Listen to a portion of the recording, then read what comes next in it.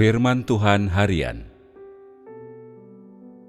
Tanpa memandang apakah engkau berkebangsaan Amerika, Inggris, atau warga negara lainnya, engkau harus melangkah keluar dari batas-batasmu sendiri, harus melampaui dirimu sendiri, dan harus memandang pekerjaan Tuhan sebagai ciptaan Tuhan. Dengan cara ini, engkau tidak akan menghambat jejak langkah Tuhan.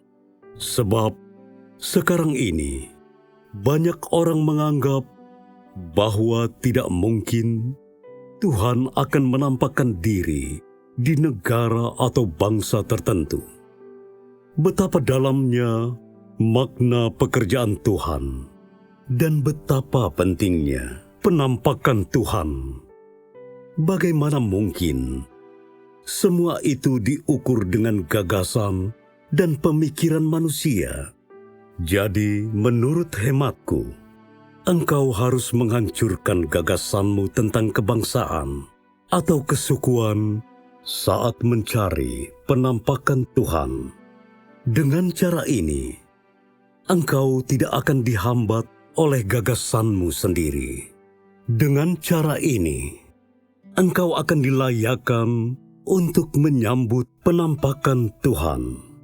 Jika tidak begitu, engkau akan selalu berada dalam kegelapan dan tidak akan pernah berkenan di hadapan Tuhan.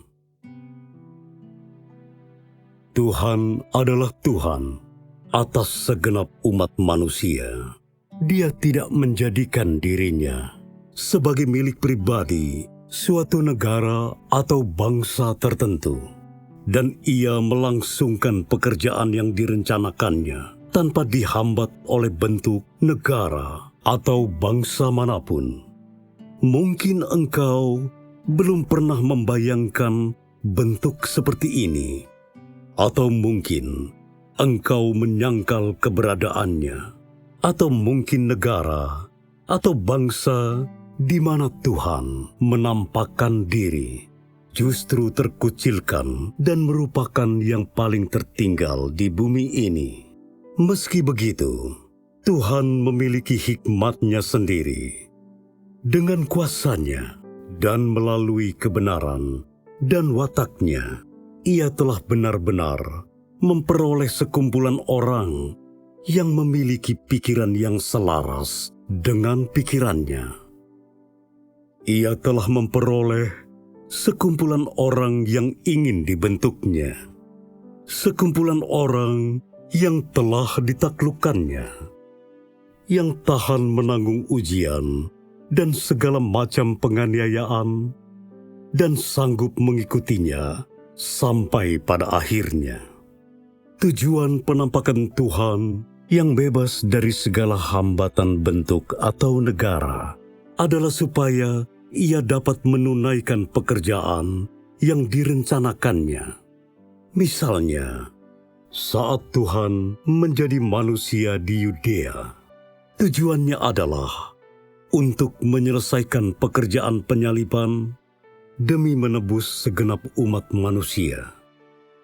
Namun bangsa Yahudi berpendapat bahwa mustahil Tuhan melakukan ini, dan mereka pikir mustahil Tuhan dapat menjadi daging dan mengambil rupa Tuhan Yesus. Kemustahilan yang mereka pikirkan menjadi dasar mengapa mereka mengutuk dan menentang Tuhan, dan pada akhirnya mendatangkan kehancuran bagi Israel. Sekarang ini, banyak orang telah melakukan kekeliruan serupa. Dengan gegabah, mereka menyerukan penampakan Tuhan yang sudah dekat, tapi juga mengutuk penampakannya. Kemustahilan yang mereka pikirkan sekali lagi membatasi penampakan Tuhan dalam batas-batas imajinasi mereka sendiri. Aku sudah menyaksikan banyak orang terjatuh dengan menertawakan perkataan Tuhan Bukankah tawa seperti ini tak ada bedanya dengan kutukan dan hujatan bangsa Yahudi? Engkau tidak bersungguh-sungguh dalam menghadapi kebenaran, apalagi mendambakan kebenaran. Engkau hanya menelaah secara membabi buta dan menanti saja dengan acuh tak acuh. Apa yang engkau dapatkan dengan penelaahan dan penantian seperti ini?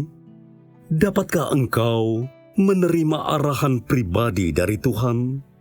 Jika engkau tidak dapat memahami perkataan-perkataan Tuhan, bagaimana mungkin engkau dilayakkan untuk menyaksikan penampakan Tuhan? Di mana Tuhan menampakkan diri, di situ ada pengungkapan kebenaran, dan di situ juga ada suara Tuhan.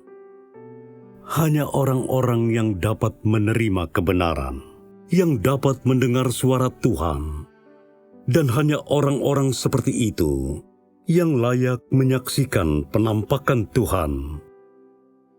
Kesampingkanlah gagasanmu, berhentilah, dan simaklah dengan baik kata-kata ini. Jika engkau mendambakan kebenaran, Tuhan akan memberimu pencerahan untuk dapat memahami kehendak dan perkataannya. Kesampingkanlah pandangan mustahilmu. Semakin orang percaya bahwa sesuatu itu mustahil, justru semakin besar kemungkinan hal itu akan terjadi. Karena hikmat Tuhan jauh lebih tinggi dari langit. Pikiran Tuhan lebih tinggi dari pikiran manusia. Dan pekerjaan Tuhan melampaui batas pemikiran dan gagasan manusia. Semakin besar kemustahilan terjadinya sesuatu, semakin banyak kebenaran yang harus dicari. Semakin jauh sesuatu melampaui gagasan dan bayangan pikiran manusia, semakin banyak kehendak Tuhan yang terkandung di dalamnya. Sebab dimanapun Tuhan menyatakan dirinya, Ia tetaplah Tuhan, dan substansinya tak akan pernah berubah karena lokasi atau cara penampakannya. Watak Tuhan tetap sama dimanapun jejak langkahnya berada. Dimanapun jejak langkah Tuhan berada, Tuhan tetaplah Tuhan atas segenap umat manusia. Sebagai contoh, Tuhan Yesus bukan hanya Tuhannya bangsa Israel, tetapi Dia juga Tuhan atas semua orang di Asia, Eropa, dan Amerika, dan bahkan merupakan satu-satunya Tuhan di seluruh alam semesta.